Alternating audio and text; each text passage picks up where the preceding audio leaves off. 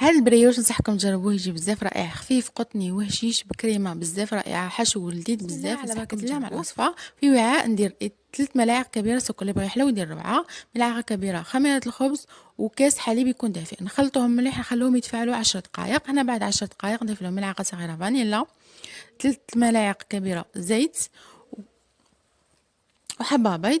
نخلط المكونات جيدا هنايا، نضربو مليح، بعد نبقاو نضيفو الفرينه وربع ملعقه صغيره ملح حتى نتحصلوا على عجينه تكون هكا طريه، تلصق شويه ماشي بزاف. نضيف لها ملعقه كبيره زبده، نعجنوها مليح وندخلوا ديك الزبده غايه، نحطوها في البول مسحتها بالزيت، نغطوها نخلوها حتى يتضاعف الحجم تاعها. في هذا الاثناء نحضروا الكريمه فيها كوب ونصف حليب، 2 ملاعق كبيره مايزينا، حبه بيض بصح نقسم النص، ندير النص نص الاخر خليه للتزيين، 2 ملاعق كبيره سكر، خلطوهم مليح حطوهم فوق النار، نبقاو نخلطو حتى الكريمه تاعكم تغلي وتعقد، واحد 30 سكوند نطفوا عليها، نفرغوها في بول، ضفت لها ملعقه صغيره فانيلا وعطر الليمون، نغطوها بفيلم يلامس السطح تاعها ونخلوها حتى تبرد.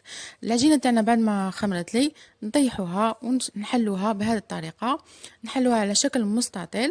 تلقاو الوصفه بالتفصيل في قناتي على اليوتيوب مفصله وديتاي بيان ديتاي غايه.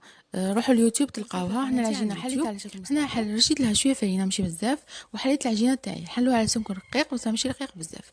ندير كريم باتيسير بعد ما بردت لي، اللي تكون بارده كريم باتيسير نفرشوها كاع الوجه، نخلو ربع تاع العجينه ما فيش اللي غادي نطبقوها للوسط، ما نديروش فيه الكريم باتيسير.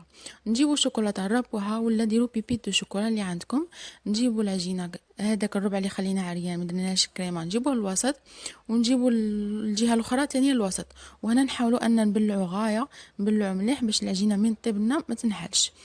هنا بعد ما بلعناها غايه نحاول نسقمها مليح، نجيبو كوبات ولا هذه قطعه تاع البيتزا ولا خدمي اللي متوفر، ونديروا العجينه نقطعوها، حطوها شويه رقيقه على هكا باش ما تجيكمش حبه كبيره، درتهم شويه كبار، وندوروها مرتين. هنايا نوريت لكم ندوروها مره وندوروها مره زوجه، في اليد نقدبوها وفي اليد الاخرى ندوروها.